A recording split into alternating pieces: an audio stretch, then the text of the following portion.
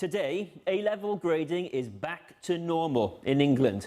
Although for the COVID generation of pupils, education has been far from normal. Most missed more than half a year of school during the pandemic and didn't sit exams for GCSEs.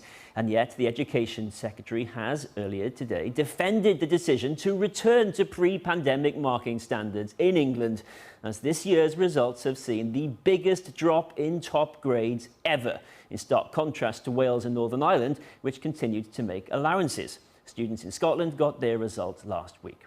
So, the numbers. 26.5% got an A or an A star in England. The top grades down more than 9% from last year, when grading was more lenient because of the disruption of the pandemic. Now, that pandemic effect is still being taken into account in Wales and Northern Ireland. 34% got the top grades in Wales, while 37.5% got the top grades in Northern Ireland. Way more, 11% more than in England. So, what next? Well, the number of students getting a place at their first choice university fell from 81% last year in 2022 to 79% this year. Around 19,000 students then missed out on their offer, so around 4,000 more students than last year were eligible for clearing, where there's now a real scramble for places underway, as Amelia Jen reports. It's the day they've been waiting for all summer. Must be. Yes! High five! Yes! Oh yeah. We did it! The grades these friends got today have secured them a place at uni and a job on a degree-level apprenticeship. They've already started looking for a house to share. We know each other since high school, so it's quite good that it's sort of going to the same place as well. Same college, everything, yeah, it's really good fun. I only found out when he went to retake his A-level maths grade. We're actually going to the same place. Yeah. It's so cool, yeah. It's quite interesting. And that's really nice as well, because I guess it's quite nerve-wracking in a way. You know, you're moving away from home for the first time, you're going to be starting a new job. Yeah, so it's quite far. Big city, we're like rural Norfolk, and then we're going to like the big town city areas, so it'll be nice to sort of know someone. This morning will have been more nerve-wracking than ever for this generation, whose school lives have been the most disrupted by COVID. Dom and Katerina spoke to us on the day of their last exam, the first formal ones they'd ever sat. Today they got the grades they wanted and can't wait to move on. I'm moving up to Bradford for a year, which will be nice to get away from the family. I think it's an interesting feeling. I think big steps going on forward from now on. Been meeting new people, doing new things, learning new things, and being an adult finally. So it's definitely interesting.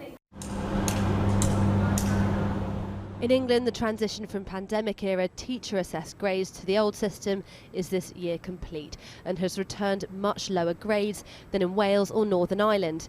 Today, the Education Secretary was asked whether that put English students at a disadvantage. GCSEs and A-levels are highly regarded, but in the pandemic years we did have 45% getting A's and A stars, so we wanted to make sure that we got back to normal. But the university admissions officers know how to deal with the differences in the systems between the English system and the Welsh and the Northern Irish and Scottish, and they are different anyway. They have different awarding organisations, different curriculum, so they know how to adjust for those, and that's normal for them. I wasn't expecting that, no. Wow. 79% of students got a place at their first choice university this year. Do you know what grades he got through today? But for those who didn't get the place they wanted, or who've changed their mind about what they want to do, 29,000 courses and 8,000 apprenticeships were available through clearing this morning. How quickly do those places go? They'll go quickly. So already we've closed medicine, we've closed pharmacy, a number of our courses are also filling up fast.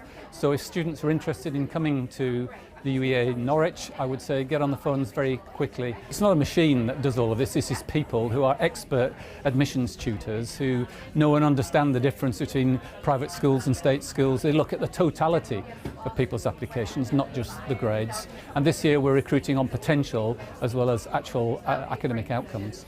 Rosina got a place here through clearing in 2018 and has just graduated with a degree in physics. Don't see it as rejection, it's more like redirection, and university is what you make of it, so just try and be confident in the choice that you make. Don't see it as like this inherently bad thing that you've had to go through clearing.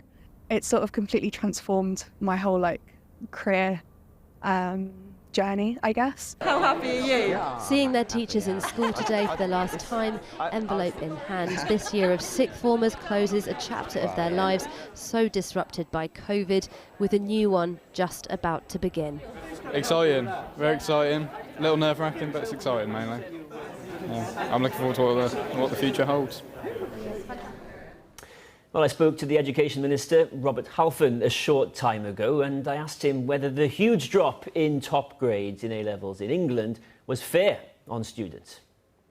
Actually, it's good news today because over 90% of students who are getting their results today are having their first or second choice of university.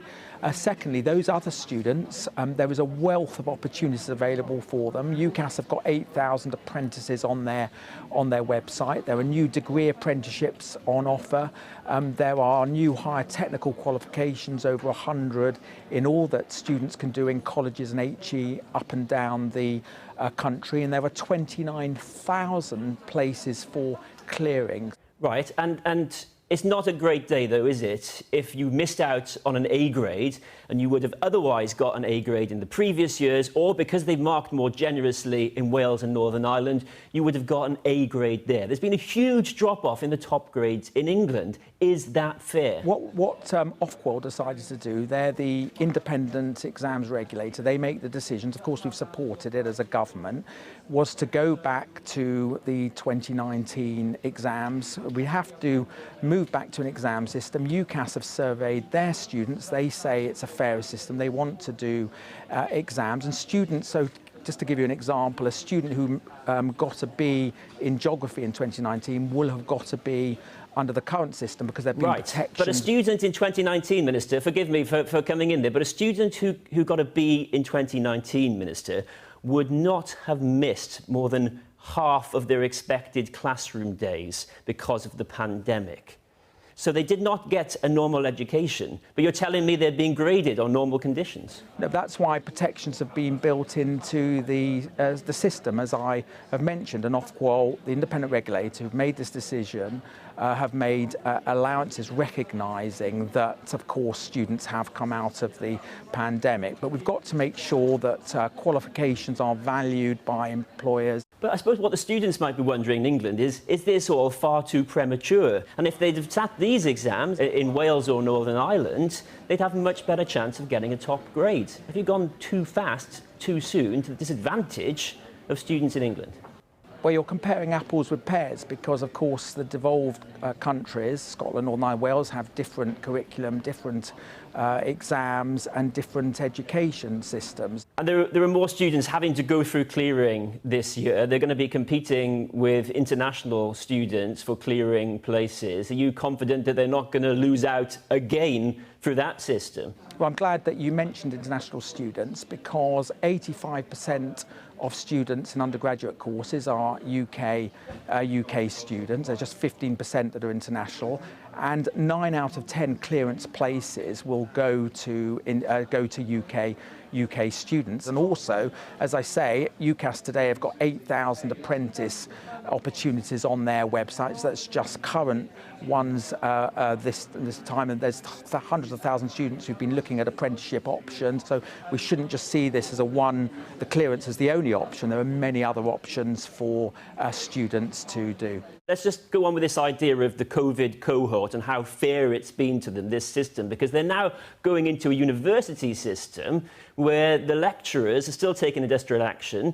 Many of them will be boycotting, marking their work. And this group of students are also going to be subject to the biggest reform of the tuition fee system in over a decade, which means that the lowest earning graduates will pay back more than the highest earning graduates. Nurses will pay back more than bankers in the new system. Well, under the new system, for example, if you are earning £28,000 when you come out of university, you'll be paying about £7 or £8 a month. So and you obviously only pay more as you earn more. So the system is fairer. And just a word on the university world that they're going into, this marking boycott, industrial action. Yes, so I spoke to Universities UK. they've said to me they've surveyed a number of universities and say that under 2% of students will be affected. Of course, it's wrong that even one student is affected by the marking boycott. I've met with university bodies, I've written to the University Employers Association as well, that is negotiating with the universities. And what is important, that if students feel that they're not being fairly treated by the university and having their papers marked properly, they do have recourse not just to the university but to the Office of Student Adjudication that is able to give them compensation if they feel that they haven't been treated fairly. Robert Halfon, Minister, thank you so much for speaking to us. Appreciate your time. Thank you. Well, I'm joined now by two students, Aruba Bibi, who's just done her A-levels, and T-level student Jodie Powell, as well as Professor Mark Simpson, who's Vice-Chancellor at the University of Teesside.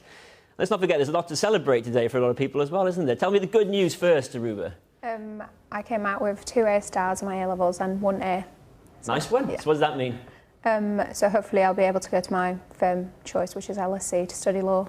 So you're happy, Jodie? I ended up with a distinction in my T-level in childcare and education, which means that I'll be going to my top choice university, York St John, to study primary education in September. Much needed new teacher coming down the line. So that's great news for you. Well done. Congratulations. But we have been hearing a lot about how your generation have been expected to sit these exams in the same conditions as children, teenagers before the pandemic. And yet, your education, will you tell me how disrupted it was, Jodie? So for me, my GCSEs were very much disrupted. I didn't sit proper GCSE exams. So for me, going from exams that I'd not sat properly, going into college where I was expected to tackle them in exam conditions and under fully regulations, it was definitely a lot harder for me, yeah. And the fact that they were marking them in the same way as 2019, do you and your generation, Aruba, feel hard done by? I would echo what Jodie said, like we never sat our GCSEs, so it's definitely been really tough for people to have to sit their exams in A-level conditions when probably the last exams they sat were their Year 6 SATs or something. So I think it's definitely been a struggle for a lot of people, and it's been a troubling day for some people as well, which has kind of shown in the results they've got. But yeah. So not everyone that you know has been entirely happy with how things have gone. What happened there? I think a lot of like really smart students that I knew that would getting like consistent A's and B's through the year came out with lower grades that they weren't really expecting today, and that was kind of like hard to see because a lot of people who weren't really expecting to having to go through clearing and stuff were kind of last minute having to do that, which was obviously not the case for myself, but seeing other students who I know are really smart and have been doing like working really hard through the 2 years, having to go through like the stressful process of clearing, yeah, it's not. And Mark, you're the Vice-Chancellor University of Teesside, and there's a big regional disparity, isn't there, where the grades, top grades, are much higher, and they rose in London, but they fell in the North East and Yorkshire. There's a big regional divide now, on top of everything that Aruba and Jodie have just said. Yeah, absolutely. I think the pandemic played out in different ways in different parts of the country, and clearly that's impacting upon the results, and it is something that universities are aware of. We are supporting students and will continue to support students for many years to come because this will leave a very long tail. I should clarify that I'm Pro-Vice-Chancellor as opposed to the Vice-Chancellor. And so put people's minds then at ease if you can, because people, you know, who've studied in England, they might be thinking, well, had I done my A-levels or whatever in Wales or Northern Ireland, I might have got better grades. You as a university, are you allowing for that? We are looking beyond just qualifications, as we always would. So we would be looking for personal statements and other activities that students have been involved in. And you can see that playing out as you led with, you know, nearly 9 out of 10 students have got their first or insurance place within universities. So it does feel like we are back to almost normal business now when it comes to clearing and dealing with students on a one-to-one basis. The point that I would make is for students to contact universities and talk their options through. And Jodie, so you did a T-level. Just tell me in a nutshell what that is for those who don't know. So for how I would explain it is it's kind of a split between an A-level and an apprenticeship. You are studying and doing a lot of theory in the classroom, but then you are doing a placement at the same time across the 2 years. My childcare T-level was 720 hours over the full 2 years. So Yeah, I'd definitely say it's kind of like a split between the two, but it leads you into a specific career choice and it's equivalent to 3 A levels. And this is new and is part of the government's push to give people options beyond A levels, but there's been some criticism of it because I think a third of those who started T levels when you did dropped out. Did you experience that? I had a few members of my class that kind of ended up leaving the course. However, I feel that it was probably a lot different than they expected. We were the first in Leeds to do the childcare education T level, so I think when they probably joined, they might have expected something different and ended up leaving. However, I received a lot of support at the start of my year, so it helped me. Let's move on to what's coming next, because you go to university. The university lecturers, some of them are boycotting marking the work, and you've got this new tuition fees regime, which might mean that lower paid graduates end up paying more for a longer period of time. How do you feel about all that, Aruba? Personally, I feel like it was a really tough decision to even go to university. As the first generation of my family to go to university, it was definitely not a choice that I saw as like, okay, this is the next step, which is why I'm doing it. I definitely was aware of the fact that I would have to not only pay tuition fees but also like living costs. So as I said, I'm going to LSE, and I don't think I could have even considered universities in London if I didn't already have like scholarships and grants that I'd been working towards and researching from the start of year 12, and I didn't get a lot of support for that. I don't think many schools would be aware of that possibly, or like have a lot of students. So I think it's definitely something I'm aware of, and maybe something that creates a bigger disparity between students who are worried about that. And just in 10-15 seconds, can you say anything to put these young people's minds at rest about all that? Yeah, strike action is by its very nature disruptive, but we know that lecturers don't want to impact upon students. I know that from my academic colleagues at Teesside University. And universities are doing everything they can to minimise the disruption of strike action, and we hope that it will be resolved very soon. Okay, and well done to you both again, and everyone else who got the grades that they needed and going through the process today. And thanks for joining us, Jyoti, Aruba and